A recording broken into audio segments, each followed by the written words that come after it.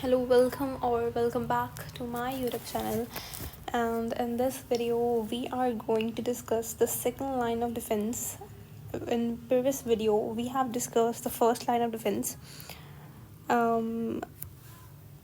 अगर हमारी बॉडी के अंदर कोई पैथोजन एंटर करे और फर्स्ट लाइन डिफेंस उसको ना रोक पाए, ऑल राइट, तो उसके बाद we have the second line of defence which is also part of innate immunity, और we could say it is also non specific. ठीक है, थोड़ा सा इसको पढ़ते हैं. The pathogenic organisms may enter body when it is broken either accidentally like cut burned. अगर हमारी स्किन है, फॉर इंस्टेंस, स्किन से वो it's a physical barrier, right.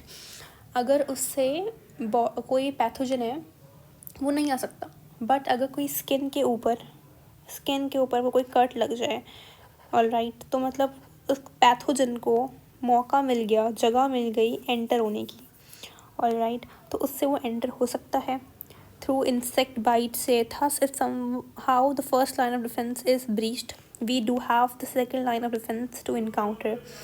Like first line of defense, it is also non-specific in nature, all right.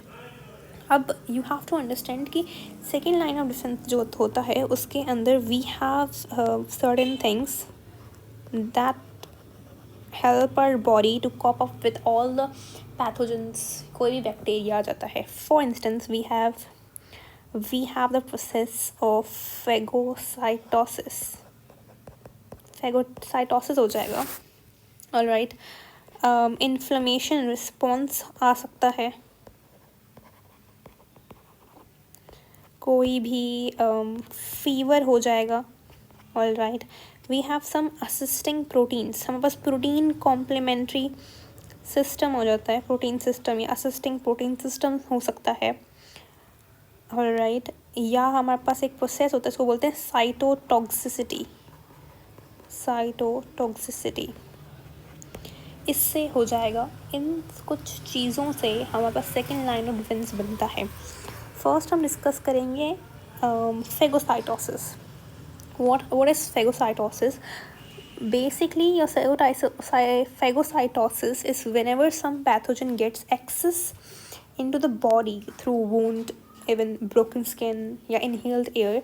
It encounters WBC, some of which recognize and kill it either by phagocytosis or direct killing. अब हम बात करेंगे phagocytosis की किस तरीके से होता है and which cells are required to do this process.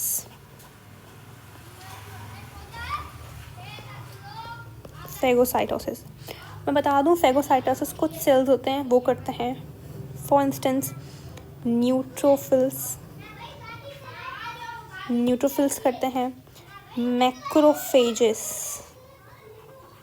वो ये प्रोसेस करते हैं. डेंड्राइटिक सेल्स वो ये प्रोसेस करते हैं फेगोसाइटोसिस का. Neutrophils, macrophages and dendritic cells, all right. Now understand, we have certain kind of cells. हम एक मिनेमोनिक से उसे याद करते हैं. The mnemonic is never let monkey eat banana. Now what does that mean? यहाँ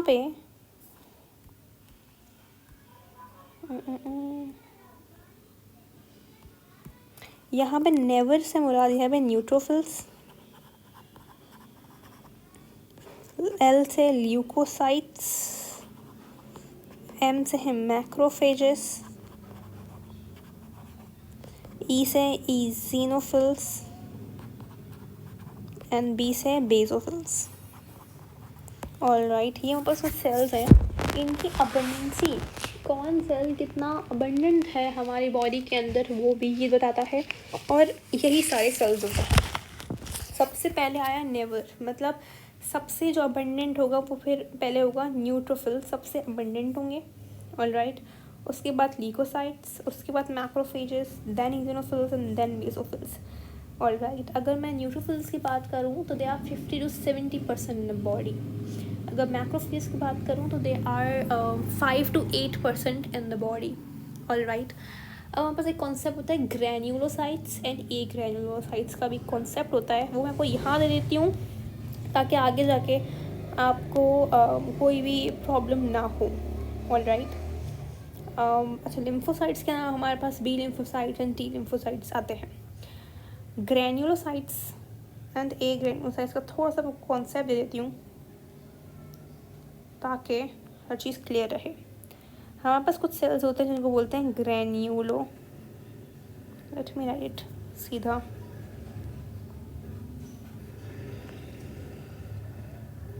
granulocytes. They are eosinophils, basophils, and your neutrophils. Yeah, they are granulocytes. एक granulocytes की बात करें तो they are your monocytes, your dendritic cells. आपके granulocytes कौन से होते हैं? इज़ोनोफिल्स, बेसोफिल्स एंड न्यूट्रोफिल्स। ये ग्रैन्यूलोसाइट्स होते हैं आपके डेंड्राइटिक सेल्स एंड मैक्रोफेजेस। ठीक है, आई होप इतना इट्स क्लियर। हमने एक मिनेमोनिक भी देख लिया टू लर्न अबंडेंसी, हमने एक ग्रैन्यूलोसाइट्स एंड एक ग्रैन्यूलोसाइट्स के कॉन्सेप्ट देख लिया बिकॉज इट इज़ इम्पॉर्टेंट और इससे एमसीक्यूज आता है। आगे बढ़ते हैं हम न्यूट्रोफिल्स के बारे में। Alright, let's study about neutrophils in detail, जितना एमसीक्यूज आ सकता है। We'll discuss everything and we'll discuss the book as well.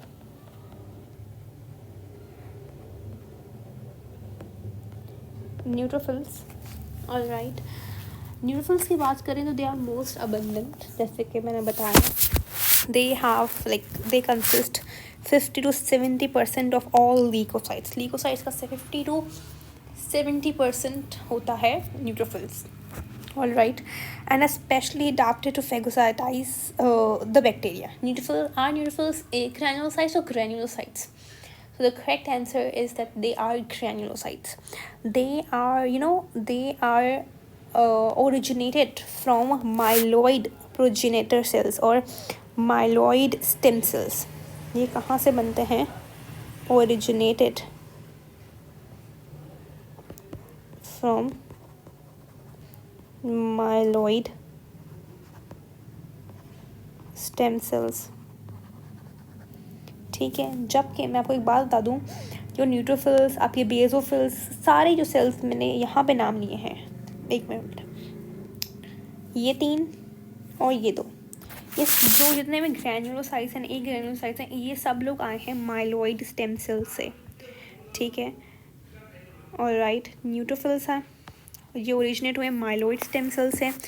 They are granules, they have granules in their cytoplasm. इनका जो न्यूक्लियस है इट्स नॉन स्फेरिकल न्यूक्लियस। कुछ important बातें हैं that you need to learn. Alright, अच्छा, now what they do is, ये करते हैं फेगोसाइटोसिस का प्रोसेस। कैसे? इनके पास, इनके बाहर जो ना, फॉर इंस्टेंस ये इनकी बॉडी है, ऑलराइट, इनके बॉडी के बाहर लगे हुए होते हैं कुछ रिसेप्टर्स। अब ये रिसेप्टर्स किस चीज़ के हैं? They are either to detect the lipoprotein, कोई डिटेक्ट करता है फ्लैजुला को, कोई डिटेक्ट कर देगा आपके पेप्टिडोग्लाइकन को। लिपोप्रोटीन नहीं बोल सकते, खैर लिपोपॉलीसेक्राइड बोल सकते हैं। फ्लैजुला हो गया एंड योर पेप्टिडोग्लाइकन, और हो गया आपका लिपोपेप्टाइड बोल दिया, लिपोप्रोटीन हो गए, और वही सेम बात है, लिपोपेप्टाइड, फ्लैजुलर रिसेप्टर, लिपोपेप्टाइड। तो क्या मैंने बोला यहाँ पे, ये आपका एक न्यूट्रोफिल है। न्यूट्रोफिल के बाहर कुछ रिसेप्टर्स रखे हुए होते हैं। ये रिसेप्टर क्या करते हैं? डिटेक्ट करते हैं पेप्टिडोग्लाइकन। नाउ अंडरस्टैंड, पेप्टिडोग्लाइकन किसकी सेल वॉल बनी हुई होती है? पेप्टिडोग्लाइकन की से बैक्टीरिया की। इट मीन्स बैक्टीरिया आएगा तो इसको पहचान लेगा और उसको फेगोसाइटोसिस कर लेगा। कैसे करेगा? इसके अंदर होता है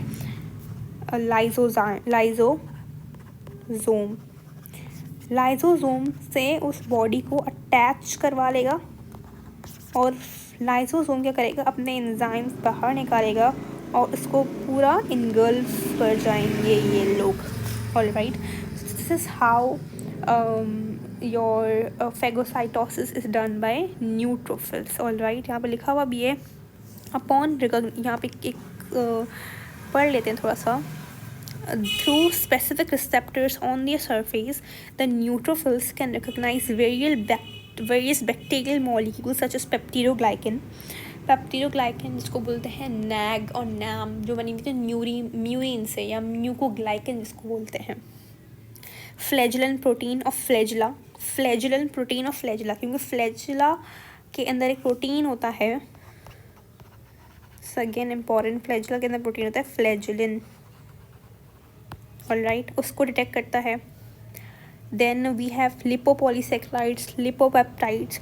upon recognition as foreign, the intruder is internalised by neutrophils and digested to destroy through its lysosomal hydrolytic enzymes. Alright, ये था हमारा न्यूट्रोफिल्स के बारे में कि हाउ दे एक्चुअली वर्क। आगे बात आती है मोनोसाइट्स की। ये था सारा न्यूट्रोफिल्स। अब बात करते हैं मोनोसाइट्स के बारे में। मोनोसाइट्स भी बहुत ही आसान है, हो जाएगा 2 मिनट में। Okay, as I told you कि मोनोसाइट्स क्या हैं, they are agranulocytes. Alright, they are agranulocytes and they are also originated from myeloid stem cells. इनकी अबंडेंसी कैसे होती है, सबसे पहले होते हैं neutrophils, then leukocytes and then monocytes. अगर मैं परसेंटेज बताऊँ तो 2 to 8% ये होते हैं टोटल WBCs के, और इनकी लाइफ स्पेन बहुत छोटी होती है, like they stay up to 3 to 5 days in the body circulate करते हुए, but then they get converted. अब कन्वर्टेड कैसे, ईदर दे डाई और they get converted into what, into macrophages. Okay, macro means big, phage means eater. It is a big eater. All right, अब macrophage क्या है?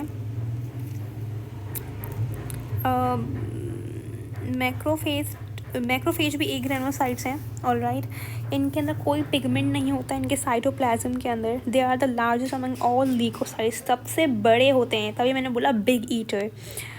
Alright, अब मैंने क्या बोला, सर्कुलेटिंग जो मोनोसाइट सर्कुलेट करते रहते हैं। अगर ये मोनोसाइट जाके मैच्योर हो जाए लंग्स में, ऑलराइट, मैच्योर हो जाए, तो वहाँ पे कहलाएगा अल्व्यूलर मैक्रोफेज, या इसको बोलते हैं डस्ट सेल्स भी बन सकते हैं इससे। ऑलराइट, अगर ये लिवर के अंदर जाएगा तो कहलाएगा Kupffer cells. Alright, if they go in nervous system तो हम बोलते हैं microglial cells. Alright, even if they get skin के अंदर तो हम बोलते हैं लैंगरेन सेल्स। हमने ये लास्ट वीडियो के अंदर पढ़ा भी था। ऑलराइट, ये कुछ बात थी ये वाली। और एक और बात, मैक्रोफेजेस ना ये सिर्फ फेगोसाइटोसिस नहीं करते, they are also known as APC। Now what is this word APC mean? APC का मतलब होता है एंटीजन प्रेजेंटिंग सेल। अगर एक बार इन्होंने किसी को देख लिया, एक बार इन्होंने किसी चीज़ को फेगोसाइटोसिस कर लिया, ऑलराइट, तो ये अपने ऊपर एक निशानी लगा देंगे। ऑलराइट, इसको बोलते हैं एंटीजन प्रेजेंटिंग सेल्स बोला जाता है।